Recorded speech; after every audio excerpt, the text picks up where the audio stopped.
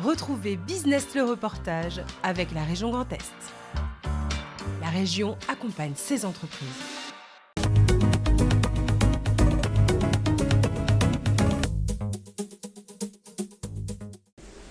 C'est un fleuron de l'industrie vosgienne au fort potentiel d'exportation qui recevait récemment la représentante de la préfecture.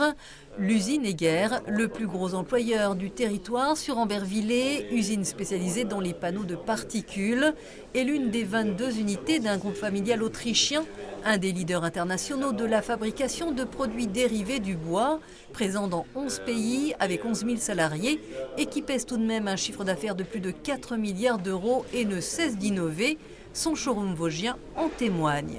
Nous avons le dessin et la structure qui grave exactement sur le dessin. Ça reste des reproductions de bois, mais deviennent de plus en plus réalistes. On travaille sur de grands panneaux qu'on ne pourrait pas faire avec du frais bois. Reprenant il y a 20 ans l'usine Panneaux Vosges, Egger aura investi 150 millions d'euros sur son site vosgien avec des lignes automatisées et la production annuelle en continu de 600 000 mètres cubes de panneaux bruts ou usinés à partir de bois frais et recyclés régionaux. À Ambervillers, on est une équipe de 500 personnes et avec ces 500 personnes, on arrive à faire tourner une Conti, donc qui fabrique les panneaux bruts, 4 machines à mélaminer, dont 2 qu'on voit derrière moi.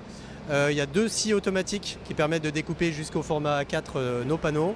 Le capital humain est essentiel chez Egger. On ne badine pas avec la sécurité du personnel. On soigne ses conditions de travail et on mise sur l'apprentissage. Sécurité aussi des installations face au risque incendie. On a de plus en plus de capteurs qui mesurent des températures, des concentrations au monoxyde de carbone, etc., qui nous permettent de détecter la moindre dérive et d'agir au plus tôt avant d'arriver à un départ de feu. Parce qu'il travaille le bois, les valeurs environnementales sont dans l'ADN du groupe. L'usine est également quasi autonome en énergie et ses seuls rejets sont de la vapeur d'eau. C'est le gros panache que tout le monde voit en passant sur le rond-point de Ambervillers. C'est l'eau qu'on extrait du bois pour notre process. Egger possède enfin une réserve foncière de 70 hectares pour des extensions futures. Mais cela passera par un projet de ferroutage soutenu par les acteurs publics dont la région. La société veut limiter le flux des camions. 15 000 sortent de l'usine tous les ans et espère la réouverture de la ligne Bruyères-Ambervillers. C'est ancré en fait dans notre philosophie d'entreprise. Il y a beaucoup des sites sœurs qui sont déjà embranchés, qui sont déjà un embranchement ferroviaire. Et nous, on aimerait l'avoir aussi pour décarboniser davantage le transport routier. Et si ça ne se fait pas? Si ça ne se fera pas, on va développer des solutions alternatives comme des transports multimodaux. Mais ça veut dire aussi qu'il n'y aura pas des forts investissements. Étude de faisabilité, étude financière.